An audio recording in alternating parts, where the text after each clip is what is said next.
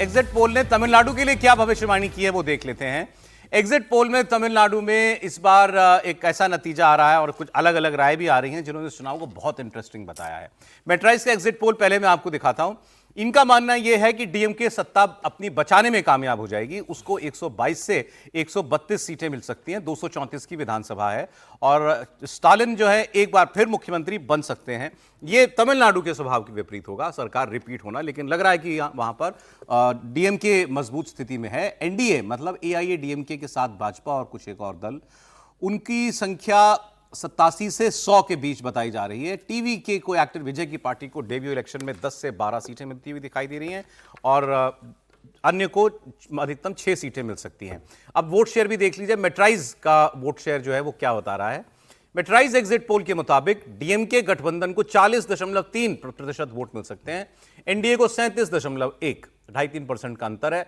विजय की पार्टी को 17.5% वोट मिल सकता है, ये अनुमान है मेट्राइज एजेंसी का, और अन्य को 5.1%, 5% वोट मिलता हुआ दिखाई दे रहा है। मतलब डीएमके स्ट्रांग है, उनके पास एक मजबूत चेहरा है, 5 साल का उनके पास काम दिखाने को है और स्कीमें हैं उनके पास, उसका फायदा मिल रहा है। दूसरी ओर एआईएडीएमके जिसमें पार्टी में बिखराव है, उनके साथ लेकिन सेंटर की सबसे मजबूत पार्टी बीजेपी है।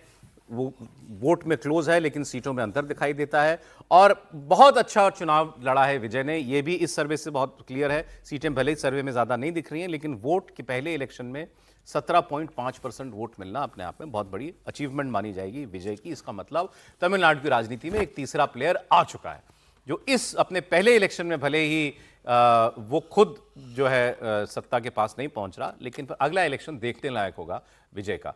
ये मेट्राइज की बात थी। अब देखते हैं सारे एग्जिट पोल, बाकी एग्जिट पोल्स ने क्या बताया। अब ज्यादातर एग्जिट पोल यही कह रहे हैं कि डीएमके वापसी करेगी। वहीं एनडीए पिछले चुनाव के मुकाबले अच्छा परफॉर्म कर रहा है लेकिन इतना नहीं कि वो सत्ता से हटा पाए डीएमके को। देखिए ये पीपल्स पल्स 125 से 145 डीएमके को मेजॉरिटी। जेवीसी एक पोल है जो एनडीए को मेजॉरिटी दे रहा है, ये डीएमके को 128 से 147। जेवीसी सीरियस एजेंसी है जेवीसी। पी मार्क 125 से 145 डीएमके, ये भी डीएमके के पक्ष में है।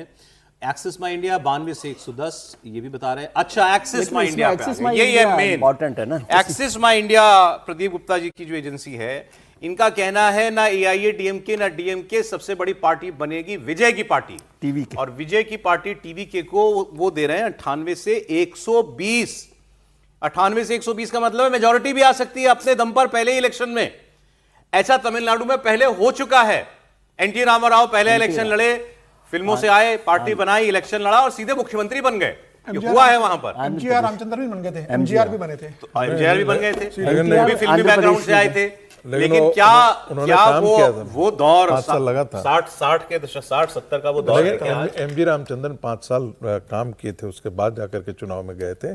ये तो एकाएक चुनाव में आए और ये तो जिसको कहते हैं ना, फिल्म में मुंबईया फिल्म में हीरो आता है और सबको मार पीट करके बराबर करके सारे जो अपनी फिल्मों में करते हैं वही।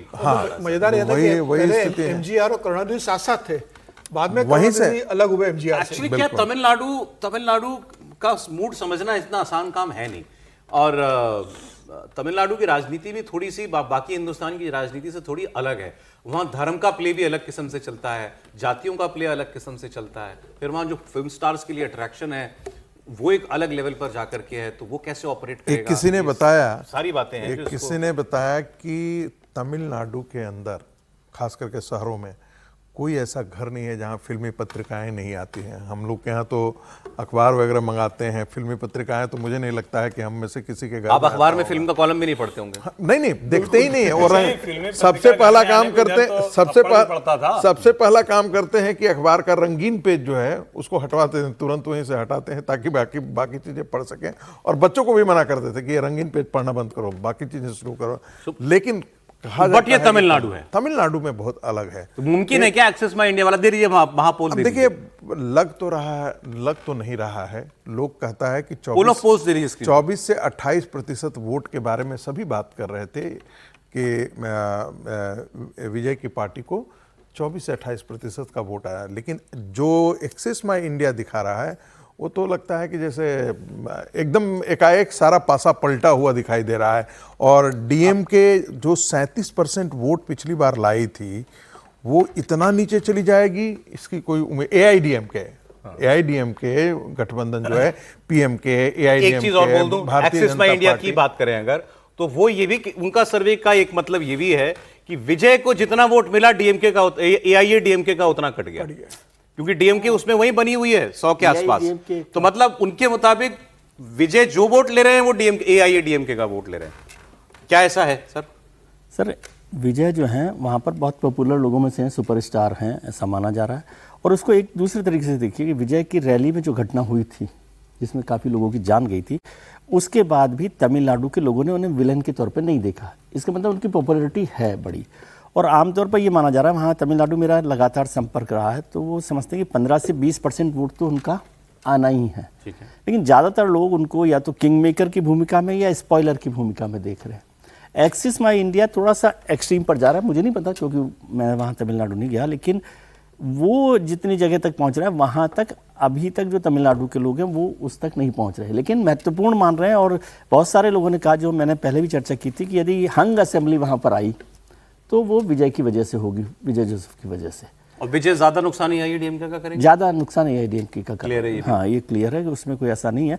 लेकिन अब वो यदि हंग असेंबली होगी तो किस तरह से होगा, क्या एक मित्र ने आज बहुत बड़ी बात, इंटरेस्टिंग बात के साथ जाएंगे? नहीं, वही मैं कह रहा हूँ, एक इंटरेस्टिंग बात कही कि यदि विजय की ताकत इतनी बढ़ गई, क्योंकि मैं यही सवाल उनसे कर रहा था, तो उन्होंने कहा कि फिर पार्टियां टूटने का इंतजार कीजिए। अरे बड़ी पार्टियां टूटने, बड़ी पार्टियां, फिर विजय कोशिश, अगर विजय को कुछ मिलता है तो फिर वो कोशिश करेंगे कि और लोग आए मेरे साथ, और लोग आए, और मैं कोशिश कोई और लोग करेंगे विजय को, और विजय चीफ मिनिस्टर बने, विजय चीफ मिनिस्टर बने। त्रिपाठी जी? नहीं, चौंकाने वाला है। और अभी भी मुझे लग रहा है कि ठीक है, कई बार उदाहरण होते हैं तो हम मान लेते हैं कि हो सकता है, और होने को तो राजनीति में कुछ भी हो सकता है।